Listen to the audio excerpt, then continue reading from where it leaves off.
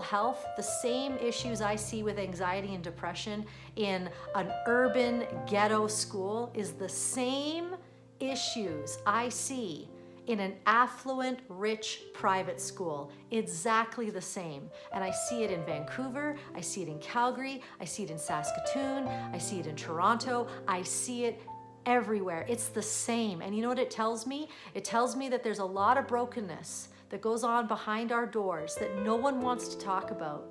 Even though the stigma of mental health is definitely better, we're still not talking about the real stuff.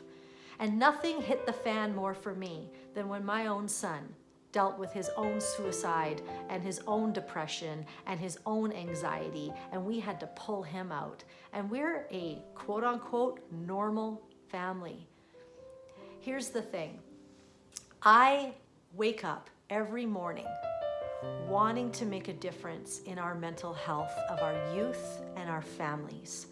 And I am absolutely committed to seeing things change. But you know, I realized about a month ago, I'm like, I can't do this. This is not a money-making business. I remember thinking, oh, we're gonna do schools, we're gonna do school assemblies, and we're gonna do parent seminars. The problem is that everyone who needs the message, everyone who needs what I have, can't afford it.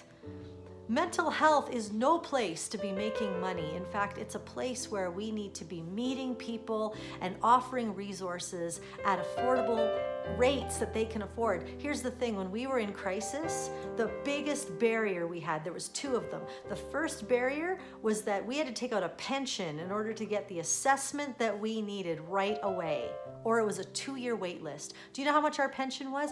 $5,000. Who can afford that? And then not only was there a financial barrier, but then there was access and knowing what's out there. These are real issues that people are facing, and I wake up every morning wanting to commit myself to making things A, affordable, and B, easy to find and easy to access. And here's the thing, I've been up to Nunavut where it costs $4,000 to fly up there to a community that needs resources and help. You go across Canada, there's nothing but need. And so this week, my 45th birthday, I am inviting you to invest in a vision that I have. Invest the first $10,000. Now, some of you might think, what, $10,000? That is a lot of money. It is nothing. It's nothing. $4,000 to fly up to Nunavut alone. To produce my book costs $6,000.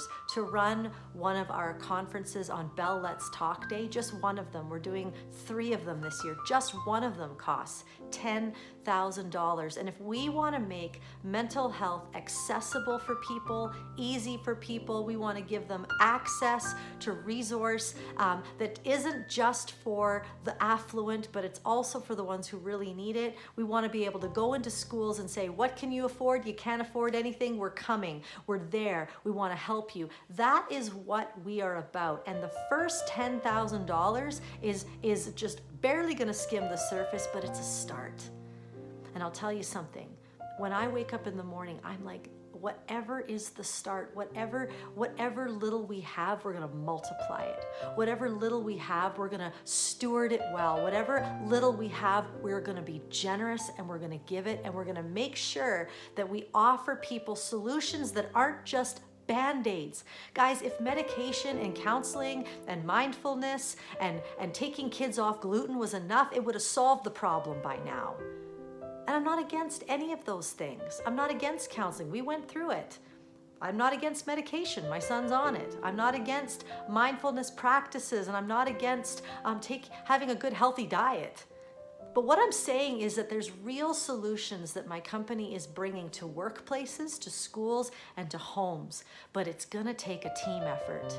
If mental health is created socially, then the answers have to come from community. And I'm reaching out to you, my community, this birthday. Make it the best birthday ever. You know what would bless my heart on my birthday is to be able to give to people who can't afford it. That's what I want to do. When I get back to my roots of where I came from, it's being on the street, knowing a drug dealer's name. It's being in a home, talking to parents who are struggling with their kids, talking to them one-on-one, really getting in the dirt with them. That's my roots. And I'm coming back to my roots, and I'm remembering my why. My why is that people need hope. And this is what life is about. It's not about having answers and keeping them buried within. No, it's about doing something about the problem, because society's issues are only there because you and I let them be there. And so I've just said, let's not let these issues be there anymore. How many youth have to end their life before we go, there's a problem here? Are you with me? I want you to be with me. Let's do this together.